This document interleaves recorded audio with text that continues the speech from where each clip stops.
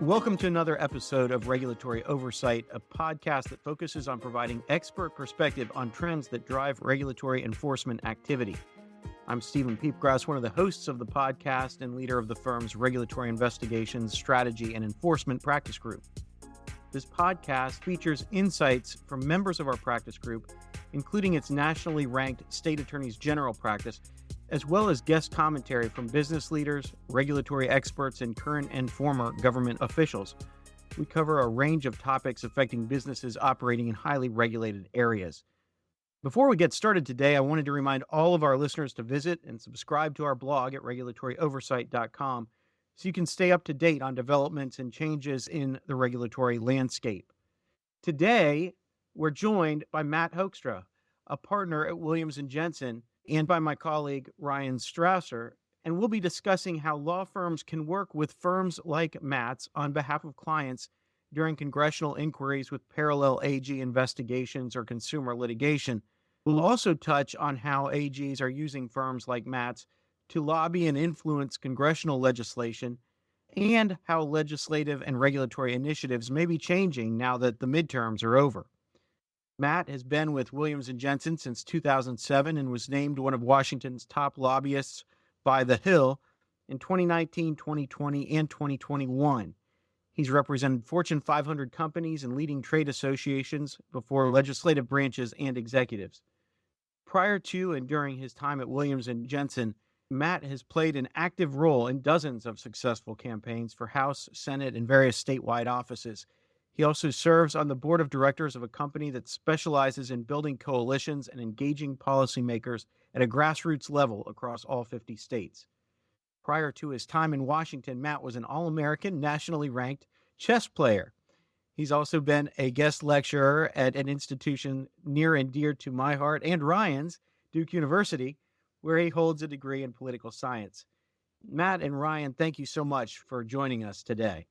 Thanks, Stephen. Thank you. Steve, maybe I'll get this kicked off here. Matt and I have had an opportunity to cross paths in the past, and we thought this would be a fun podcast because, serve a lot of the same clients and same industries. And so there's just a lot of collaboration and coordination that we've seen in our careers over the last 15 years or so. So Matt, just jumping right in, as you know, our group works a lot with companies engaging with state attorneys general across the country. I was wondering, to what extent do you work with state AGs? Do state AGs or companies involved with state AGs seek out assistance or guidance from you and your firm about federal policies and legislation, that kind of thing? Thanks, Ryan. It is interesting having primarily a federal lobbying practice. People are always wondering, what is our role with state attorneys general? How do we end up working with them? Where our client interests are, and questions of those nature.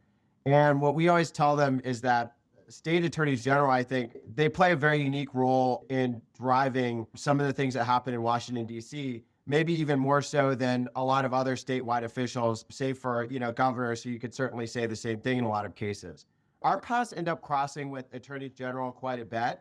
And there are certainly a lot of lobbyists federally here that engage with the different AG groups and very closely follow the issues as you do, but more from a federal lobbying and federal legislative perspective. One thing that I think is fascinating in this time, and we have to talk about it because the midterms just happened, you have state AGs, particularly on the Republican side, that are playing a very important role in terms of oversight right now. And one thing I think many people are expecting from this election was that it would be a change election, that Republicans would be vaulted into positions of power from a federal perspective. And that's really not what happened.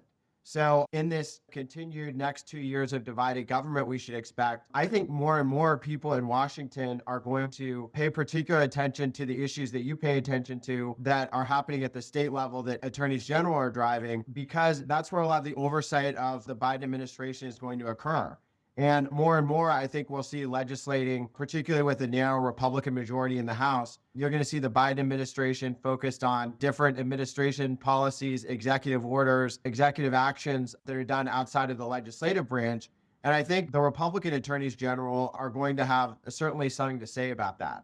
One thing that we always remind our clients, and I think it's useful to keep track of stats like this, since President Biden took office, Republican AGs have filed 89 lawsuits 15 motions to intervene in 139 letters, really targeted against the administration. And I think we're going to see more and more of that going forward. So it's an interesting check that particularly Republican state AGs have. And I think the other thing I'd mention in terms of the midterms, they were very successful. Every state Republican AG office was held, and they picked up Iowa. And Arizona remains too close to call at this point. But basically, they're going to continue to hold, I believe it's 28 out of the 50 AG offices. And that could go up to 29, depending on how Arizona pans out. A trio of races coming up in the odd election years coming up next year. You've got Kentucky, you've got Mississippi, and you have Louisiana. And those are three more probably Republican strongholds there. A couple incumbents up for re-election, including Attorney General Fitch from Mississippi. So the eyes of DC are very much on state attorneys general and kind of the role that they'll play going forward in this divided government. When you say that they're going to take an active role sort of in oversight in 2023 and 2024 leading up to the next presidential election, can you give us some discrete or tangible examples of how they've done it in the past and what will that look like over the next 2 years? I think from a 30,000 foot level, take an issue like tech. You have a divided Congress. You have, even with the Democrats holding the House, Senate, and White House, you had a Senate which requires 60 votes for almost anything in the antitrust space. So if you take an issue like federal antitrust policy, you have people in Congress like Senator Mike Lee, who is very much more of a classical conservative libertarian when it comes to antitrust policy. And then you have more people on the Democratic side and some of his colleagues on the Republican side that want to be more aggressive when it comes to enforcing antitrust laws. So I think from that perspective, there's been a lot of deadlock. There's been a lot of talk for the last 2 years, which you all have heard, no doubt, of all this big package of bills that would take on antitrust from a advertising and news media perspective, or for consumer choice perspective, or for shopping, different things that people are doing online. You take an issue like that, where I think state AGs have been fairly active in driving the conversation and filing lawsuits and moving the conversation forward. And Congress, despite there being bipartisan interest in these issues, has essentially done nothing in this area in terms of actual legislation. So I think there are areas like that, and I think there'll be more areas like that going forward into the next Congress with Republicans holding control, and somebody like Congressman Jim Jordan from Ohio, who's expected to chair the House Judiciary Committee. He's not going to agree with a lot of his Democratic counterparts on antitrust. Senator Lee, Senator Graham, some of those leaders, Senator Grassley, on the Senate side are not going to agree with a lot of their Democratic counterparts on those policies. So I think you're going to see the administration continue to be very aggressive from a FTC perspective, DOJ, enforcing antitrust laws, people like Jonathan Cantor driving that conversation. But I think you're going to see state AGs playing a very important role there. On that front, one of the things that we've heard about and that my colleagues actually wrote a recent article about focuses on the idea that there are some in Congress who actually want to sort of augment the enforcement arms of certain agencies, but who maybe lack the resources or the budget to reach all the different industries and companies they want to reach. And so there's actually a push or been a movement to perhaps provide statutory authorization to state AGs to take on certain cases that they may not otherwise have authority to do. Have you seen anything like that in proposed legislation or anything that you've encountered? It's a great point, Ryan. I mean, I think in terms of some of the proposed legislation we've seen, Congress is frequently interested in kind of, maybe I would say meddling in how some of these cases are heard and some of the authority at the state level. And it doesn't always necessarily play out along party lines like you would think it might. There's been a lot of discussion over venue legislation in the antitrust perspective.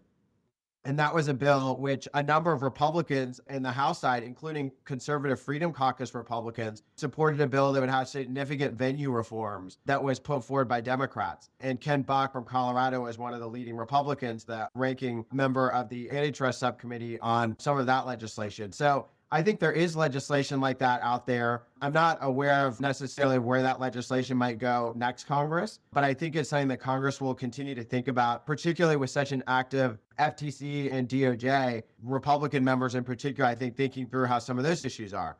But one issue that I think is something that we've seen a lot of interest in the federal level and maybe giving more power to states and state AG offices are on issues like fentanyl and issues related to border security. And that's another area where I think Republicans will be very focused on the border. They'll be very focused on fentanyl and opioid use and those type of issues, as are their Democratic counterparts. But I think as you see comprehensive immigration reform really not having a realistic chance of doing, big things given the current margins in the House and Senate, I think you will see more of a focus on issues like border security, on fentanyl, opioids, those type of issues. And I think there's a lot of interest from members of Congress perspective of working with their state, with their governors, with their state AGs back home and figuring out how we're empowering those, kind of the top cops in the state level in going after some of these issues.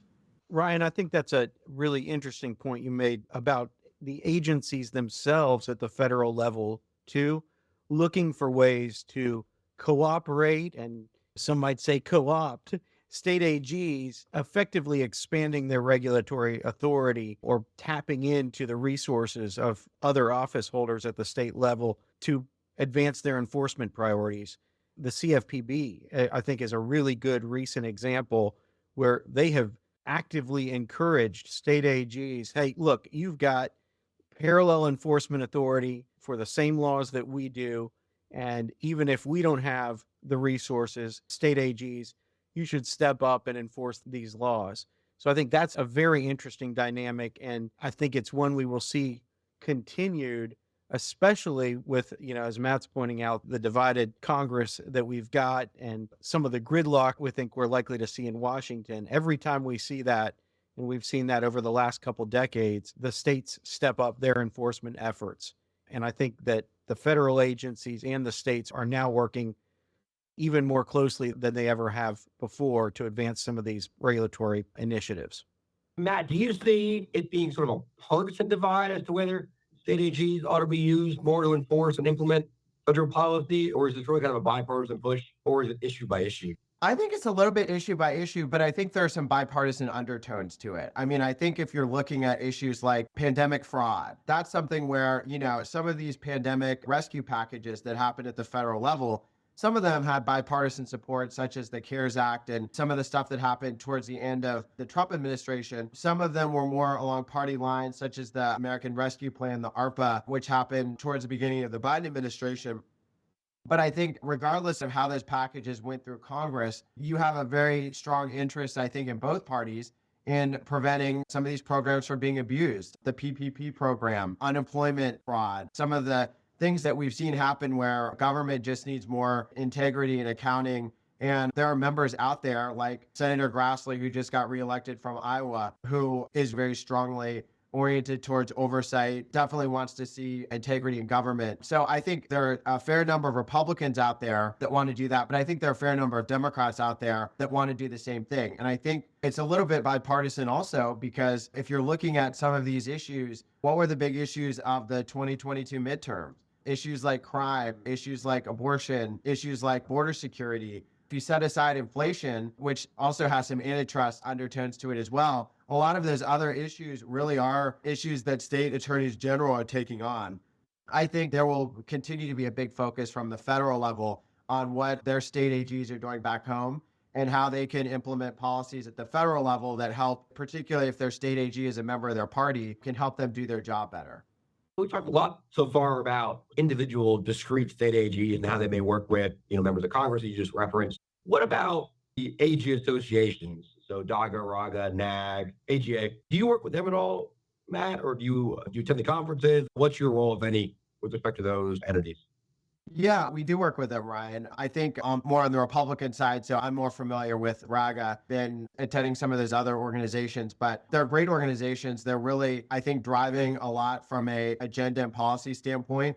People like me in DC that are federal lobbyists are paying more and more attention to what these organizations are doing. And I think part of what makes these organizations interesting and what makes people like us want to attend them and get to know state AGs, and particularly when they come to DC, is that a lot of these people are leading on important issues that have a federal nexus, but they're also future senators and future governors. So even from just a relationship standpoint, I think there's a tremendous amount of importance that people in DC put on these organizations, because they're attorney general one day and then the next day they're serving the United States Senate, particularly because of the importance of their positions back home and their relevance to the current political landscape. I think there's a lot of interest in these organizations. It's interesting because when you have more of the bipartisan associations, everything has become so partisan in the way that people think about it. And I do some work with another organization, the National Association of State Treasurers. I'm one of their DC lobbyists.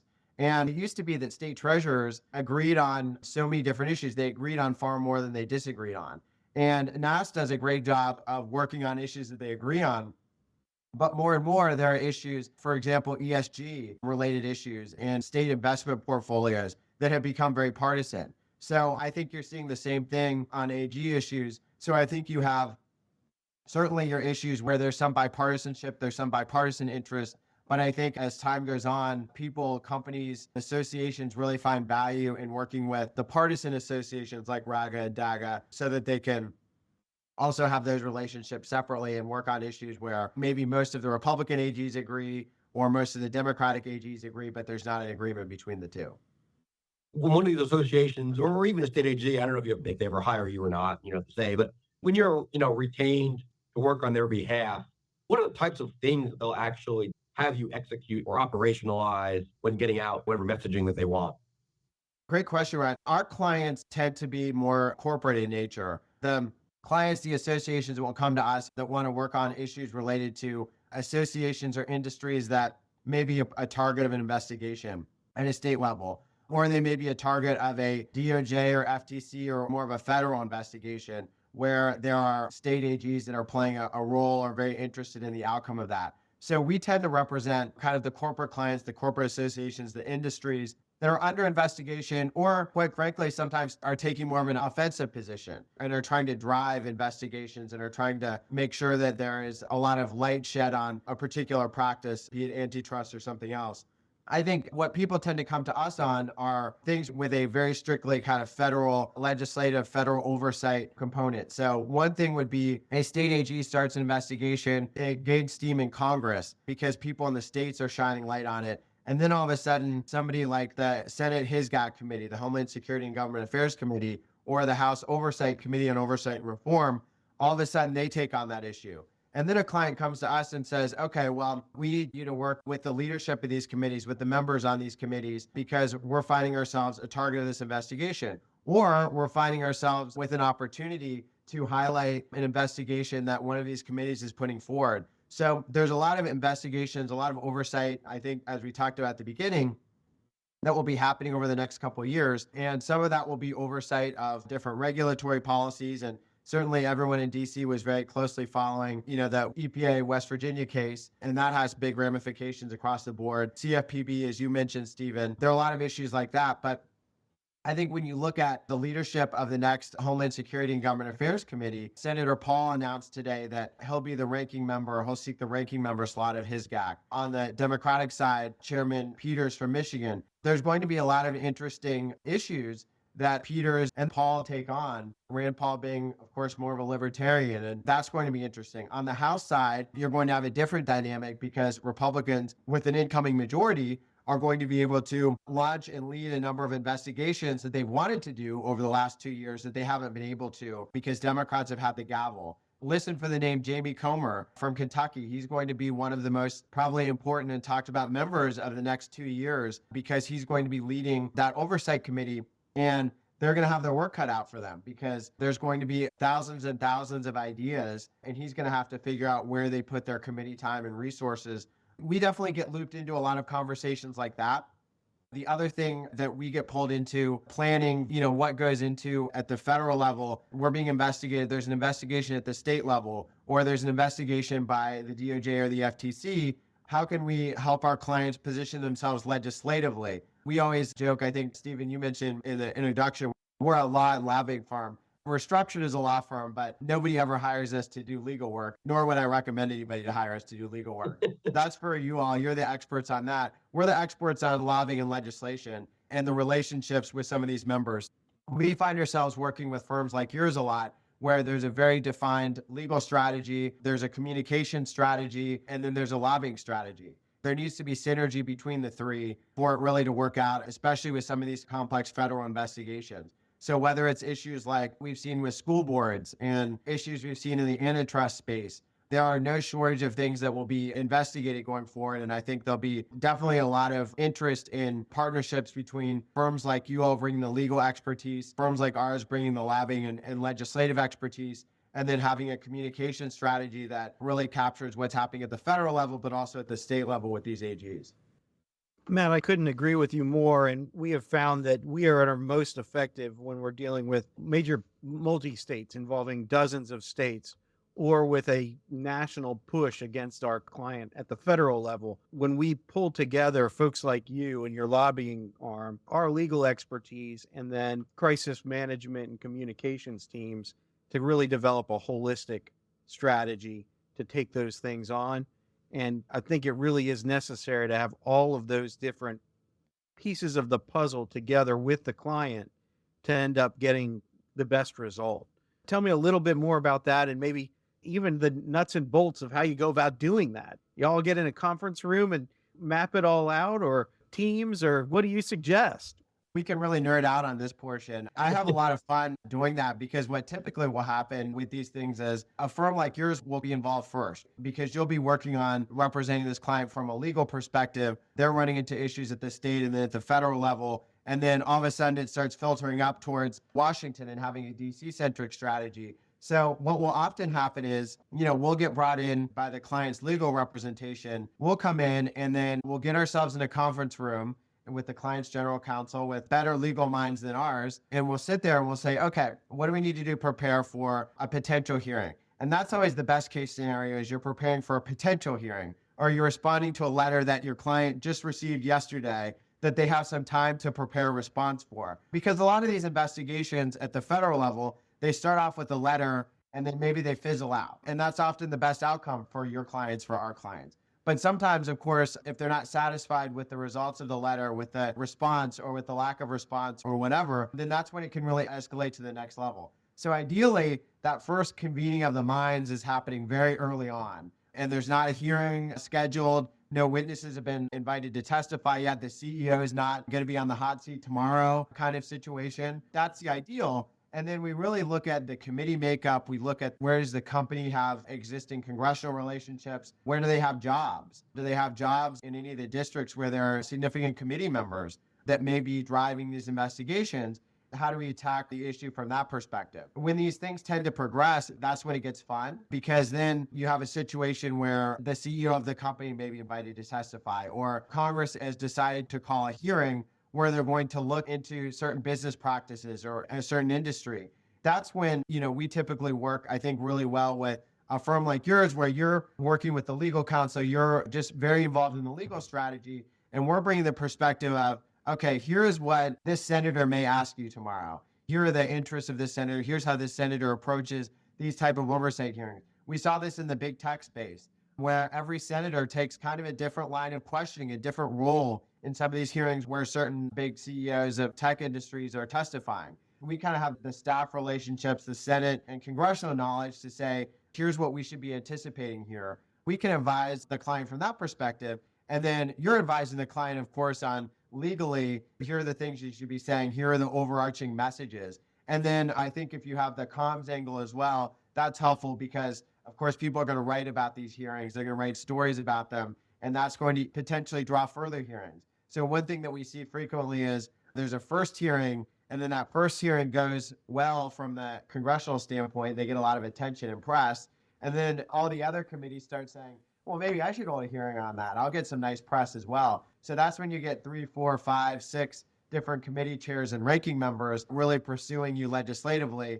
That could be in a dangerous position to find yourself in. So, Stephen, to answer your question, one of my favorite things is when we're kind of all in a conference room together and we're just planning it out. We're saying, here's what to anticipate. Here are the questions you're going to get. Here's how you should probably handle this senator. Here's how you should handle this representative. And then, of course, it's all governed by the legal strategy and what needs to be said and communicated at that hearing.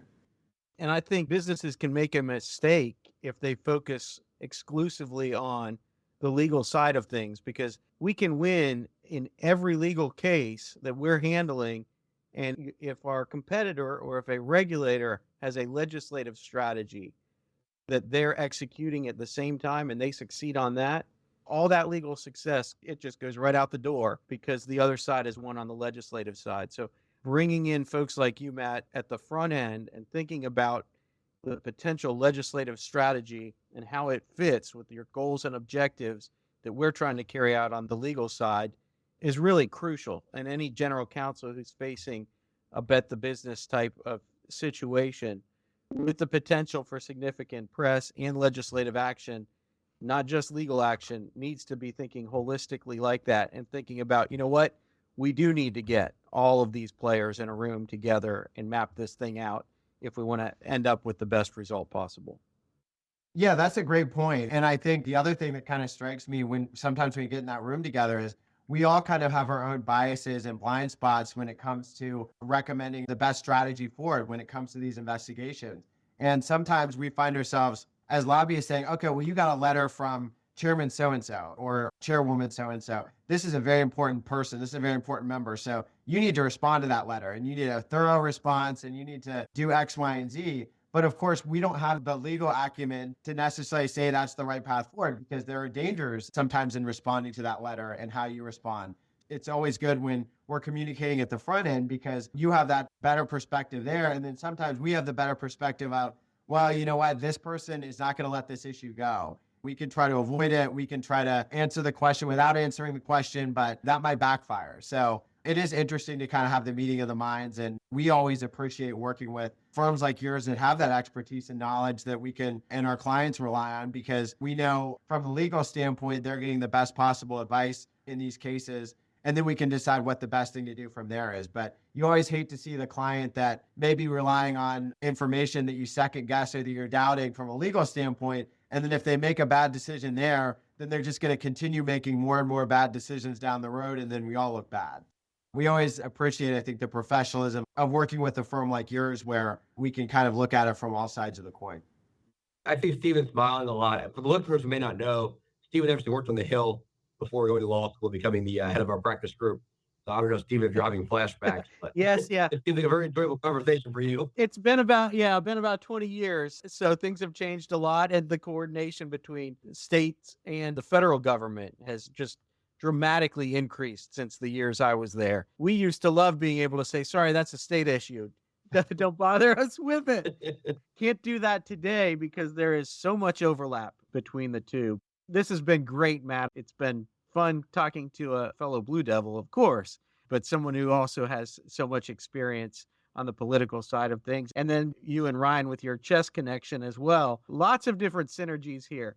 It's been a wonderful conversation this morning. Glad our listeners could tune in. I want to thank you all in the audience for tuning in today. Please make sure you subscribe to the podcast, either through Apple Podcast, Google Play, Stitcher, whatever platform you use. And we look forward to talking with you all next time. Matt, Ryan, thanks so much. Copyright Troutman Pepper Hamilton Sanders, LLP. These recorded materials are designed for educational purposes only. This podcast is not legal advice and does not create an attorney-client relationship. The views and opinions expressed in this podcast are solely those of the individual participants. Troutman Pepper does not make any representations or warranties, express or implied, regarding the contents of this podcast. Information on previous case results does not guarantee a similar future result. Users of this podcast may save and use the podcast only for personal or other non-commercial educational purposes. No other use, including, without limitation, reproduction, retransmission, or editing of this podcast may be made without the prior written permission of Troutman Pepper. If you have any questions, please contact us at troutman.com.